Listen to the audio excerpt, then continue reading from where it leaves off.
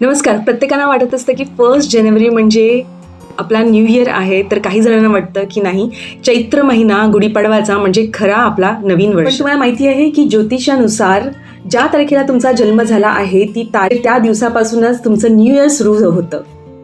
म्हणजेच दरवर्षी तुमची जन्मतारीख ही तुमच्या आयुष्यातील नवीन चक्राची सुरुवात करते. आता आपण एक सोप्या भाषेत म्हणजे न्यूमरोलॉजी आणि अंकशास्त्रानुसार हे 2026 आतापर्यंत तुम्हाला कसं गेलं, म्हणजेच नोव्हेंबरच्या एंड नंतर ते या मार्चपर्यंत असू शकतं. प्रत्येकाच्या राशीप्रमाणे त्यांना रिझल्ट येतो. तर अंकशास्त्रानुसार 2026ची जी एनर्जी आहे ती सूर्याची आहे असं म्हटलं जातं. तर सूर्य नेमकी कोण? तर सूर्य हा मेडिसिन, हायर अथॉरिटी, गव्हर्नमेंट आणि प्रतिष्ठाचे कारक आहे. हॉस्पिटलमध्ये जाणे किंवा ट्रीटमेंट घ्यावी लागली आहे का, की फॅमिली मेंबरमुळे तुम्ही हॉस्पिटलमध्ये येणं जाणं झालं आहे का, हायर ऑथॉरिटी म्हणजेच खूप प्रतिष्ठित लोक यांच्याशी भेटीगाठी किंवा कोणी फेमस असे अधिकारी किंवा फेमस लोक या व्यक्तींशी भेट झाली आहे का, कदाचित तुम्हाला एखादा मंचावर सन्मान किंवा नेम फेम मिळाले असेल.